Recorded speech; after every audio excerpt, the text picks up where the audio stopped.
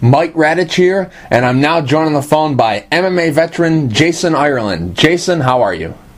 I'm pretty good, Mike. Yourself? I'm doing good. Jason, you got a fight coming up this Saturday at TXC Legends. How's training been going for the fight? It's been going good. I've hit camp real hard here for almost 2 months. Got in with some other veterans in Michigan here, kind of a little bit of a new training camp. I've been used to running my own school, and I've hooked up with Victoria's over at Victorious MMA. And, even with, almost 15 years experience in the cage, I'm learning new things, and I'm excited about it. Now, Saturday's the fight, tomorrow's the weigh-in. Is now the complete focus of training right now just making weight? Training's all over with? That's it. You're talking to a guy who used to fight at 155 pounds. I was off for quite a few years, and I'm coming back, just trying to get back into shape and get back to where I should be. I'm going to be fighting at 185 pounds, and I just need to make weight. So I've done it before. I used to cut a lot to get to 55, and now it's just a guy who's not in such great shape trying to cut weight. So it's a little different, but that's the primary focus right now. I'm not going to learn anything new, for the fight in the next 36 hours or 48 hours, whatever it may be. I just got to get on that scale and see 186. You've been in this game a long time. Do fighters, who are veterans in the sport, do they ever get used to cutting weight? I think you have to. To do it effectively. If you're not used to cutting weight, you'll see it in your performance. It's happened to me before. I've had bad cuts and just, you don't get your energy back. You don't hydrate correctly. You don't cut weight correctly. So you have to get used to it. You have to know what your body can and can't do. Otherwise, it'll draw on you, both, physically and especially mentally. There's a huge component of mental toughness and, desire and determination to do things that your body really doesn't want to do. Now, your opponent, Anthony Smith, how much do you know about him? In fact, I was just confirmed of who my opponent was just yesterday. I don't know much of him. I've heard he has a big right hand. I heard he's a hard hitter, and that's kind of what he looks for. He looks for the one punch put out. I did hear that he has one of his most recent fights was a no contest against Rich Tawa, who I have seen fight before, and I know and actually trained with a bit. I know he's a tough fighter. And in that fight, he was able to put that one punch on him and did knock him down.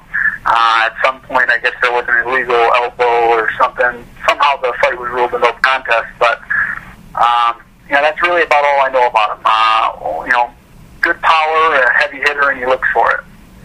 Not knowing that much about your opponent, when you go into the fight, is it just basically going to be, I'm just going to let the fight take me, and wherever it goes, I'm going to go with it? Or do you have maybe a set thing in your head, hey, when I just get out there, I'm just going to try this and see how he reacts? How are you going into the fight? Well, you got a couple different attacks for it. Obviously, when you know who you're fighting and you get video and you're able to, really train specifically for an opponent, which, happens a lot, and which is usually the case. You can really put together a game plan and how to work at their weaknesses and use your strengths to exploit their weaknesses. In this case, you really got to, I don't want to let a fight come to me, especially someone who's a heavy hitter. I'm not going to sit back and say, okay, find your timing first. I'm going to push the pace, and open things up. Look for to work from anything from outside angles and kicks to getting in tight and clinching. Try to stay out of that medium range where if he has a big right hand, that's where he's going to want to be. I look to take the fight to him. It's not going to be a feeling out process. Obviously, things might open up and you can see different things throughout the fight. But it's going to be a very active fight right off the get-go. TXC, Joe Battaglia, all the people at TXC are doing a great job putting together this event. How much does it mean for you to be on this card? Well, it's great. I mean, I came back from my first fight roughly after a 4 to 5 year layoff last year, and had a couple things that kept me from continuing that comeback. And and now I'm back on track, getting back in the ring here, or the cage. This is the first time I've fought, in my hometown, which I guess you could consider southeastern Michigan, in over a decade. Not since my first 2 professional fights when I fought in Southgate, have I been this close to home. So, it's a great honor. It's an honor to be on a card called Legends. I'm not resting on my laurels of the fights I had, 4 and 5 years ago. I really consider myself to be, 1-0 right now with my last fight at King of the Cage last summer. And, I still have to go out and prove that I can compete. I can compete at a professional level, and quite frankly, I believe a better professional level. The kids these days that are 18, 19, 20 years old and coming out fighting, they've already been training for 4 or 5 years. They got a ton of amateur fights under their belt. It's a different sport. Even in the last 5, 6 years, it's continuously evolving. That was going to be my next question. This is kind of part 2 of your career. Part 1, when it ended in 2007. Through your eyes, what has been the difference, how the sport has progressed since then? The athleticism in the competitors, especially at the high level, is amazing. And, talent will follow the money. And, nowadays you're seeing a lot more sponsorships, a lot more, both corporate and retail marketing type sponsorships, but there's a lot of money to be made in mixed martial arts these days. You're seeing, that some of the top athletes in the world, I really consider, people like John Jones and, George St. Pierre. I think those 2 people, who again are at the top of their weight classes, they're probably the top athletes in the world, and that goes across all different sports. So the athleticism that has been brought to the game is a big difference. When it all comes down to it, if everyone knows the same stuff and everyone has the same skill set in terms of training, it comes down to the man who is right there. Is this person a better athlete, or is this person, is this person tougher, or is this person?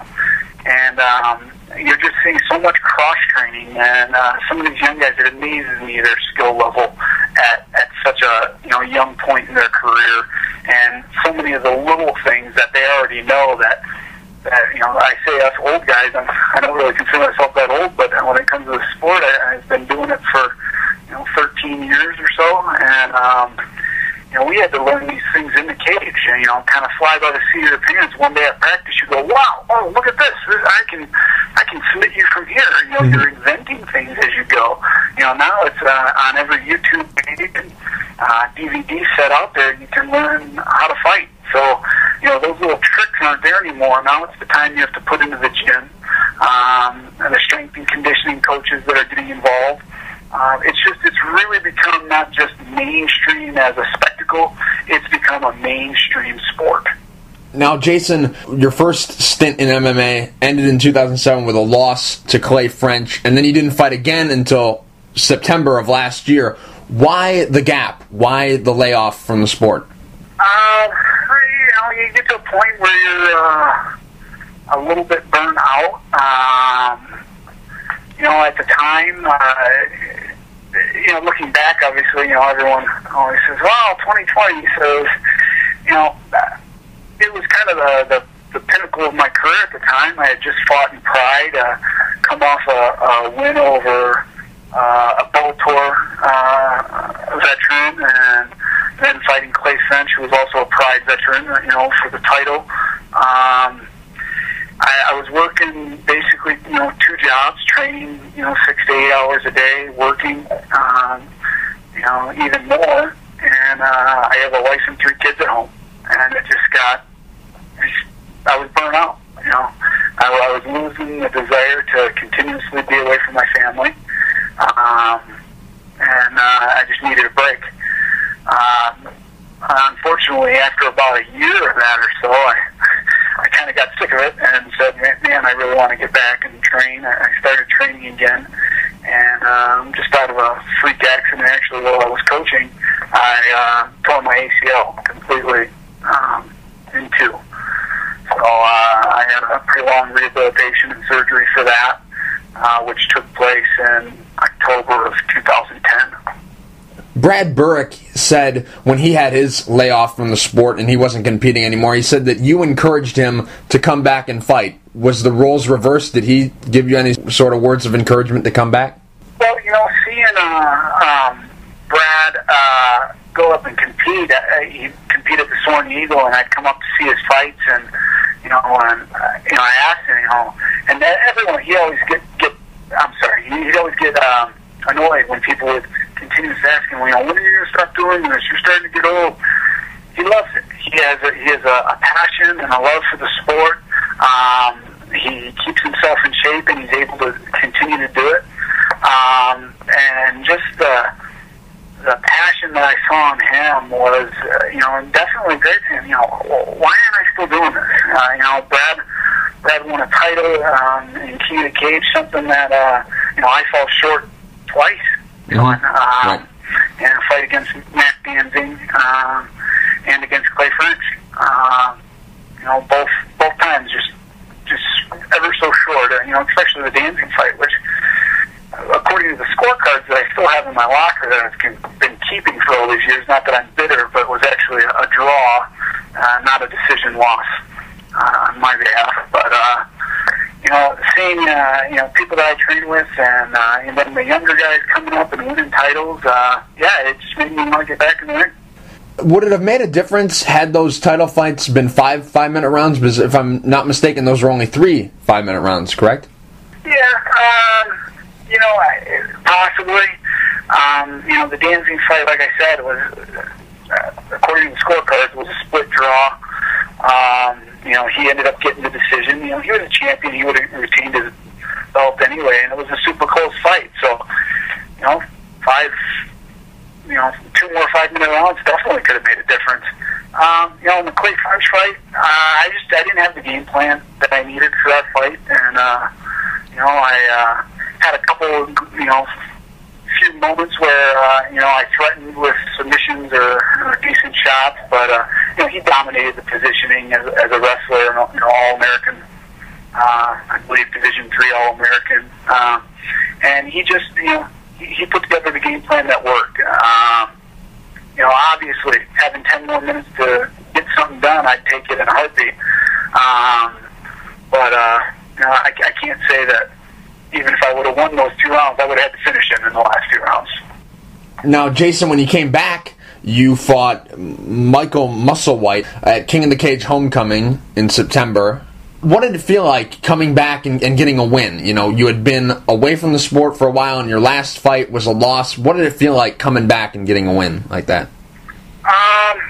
It was great. I felt alive. I felt great to be back doing something, and one of the famous quotes I always tell my guys in training and stuff and working out, and they're having a hard time and they're worried about a fight and they're going into a fight and they're not sure if they're ready, and I simply tell them that if it was easy, everyone would do it. Okay, what we do is not easy, and there is a huge piece of you that's missing, that accomplishment that you get from the sport, the camaraderie that you get from your training partners, and things that you miss. And coming back was great. One of the things that was tough with that fight is, when I started my training camp for it about 2 months out, I was still not 100% on a knee that had ACL surgery, 7 to 8 months prior to that. So it was a tough fight to train for. It was a tough fight to get in shape for. But I worked real hard, and came out and got wasn't pretty by any means, but came out and got, first round TKO. I've always wanted to ask you, why do you wear the green gloves? I have a theory, but maybe you can correct me. Is it because when you started fighting, the promoters, they didn't supply you with the gloves, and those were just the ones you had? Is that correct, or is that...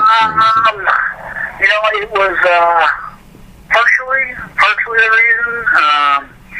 When I started fighting, it was basically you bring your own shit, and maybe someone will have some shows, but I got them. I think I fought one fight outside of King of the Cage with them, and then I fought George Gurgel shortly after that, I think, if I'm not mistaken. But I fought George Gurgel in a fight that was a pay-per-view card. The King of the Cage card got a lot of notoriety because of Michael Westbrook, Gerard Bunch, the two NFL fighters. Right. And I humbly say that their fight was utter boredom compared to me and George Gurgel out there knocking each other around for the better part of 3 rounds. I wore those green gloves, and I almost had to beg some of the guys backstage to let me wear them. Terry Treblecock has a pretty strict policy about everyone wearing their King of the Cage gloves in the ring. But ever since that day, and me and George put on that show out there, Terry's never had a problem telling his own guys, he's fine. He wears those gloves. That's all he wears. So it's just, it's just my trademark. They're green Irish Tornado, Jason Ireland. It all goes hand in hand. Now, they're the same pair of gloves, or have you had to get new ones? Or are they still the same ones? I've had the same pair of gloves, which are now currently retired. They've seen a little bit too much wear and tear, and I'm looking maybe to get some new ones here. But they went through. I didn't wear them in training or anything. They were strictly fight gloves, and I gotta say they probably went through about 12 different fights.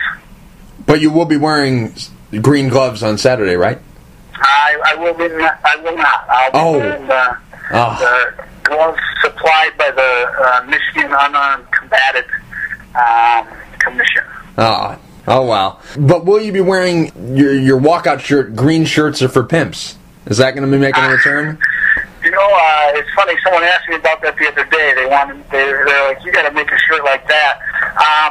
No, I will be sporting a nice Irish kilt, along with the No One Fights Alone Irish Tornado T-shirt, which I've been selling here for this fight and donating the proceeds to an alumni of my wrestling high school team who's battling Hodgkin's lymphoma. Jason, I've been watching your fight for a long time, and I'm really glad that you're back in the sport. Real quick before I let you go, do you have any sponsors you would like to thank, and is there anything you'd like to say to the fans? Oh, yeah, definitely. Thank you for the opportunity. I have to thank, it might be a little lengthy list here, but Peerless Steel, my employer, helping me with a little bit of sponsorship and the time off for the fight and working with me with that. Superior Custom Concrete, Palace Performance Parts, Romeo Party Rental, Expert Automotive, Sam's Custom Printing, I know I'm going to forget someone and get in trouble here. Sport Kilt. I think that pretty much gets everyone. Like I said, I know I'm probably forgetting someone and I'll get yelled at. But definitely like to thank Victorious MMA, who's really helped me a lot for this camp, and good quality training partners. And like I said earlier in the interview, I consider myself to be 1-0, and I want to get down to a comfortable weight and make a title run at a belt, whether it be in TXC or another organization. That's up to TXC and the powers that be. But I'm going to go out there and put out some fireworks and fight with passion, and whatever happens, happens. Jason, thank you for taking the time to talk. I really appreciate it. Good luck this Saturday at TXC Legends against Anthony Smith. All right, thank you very much, sir. And if you go to cagefightinglive.com, I believe you can actually get the fight live webcast, pay-per-view. All right, sounds good. Thank you, sir.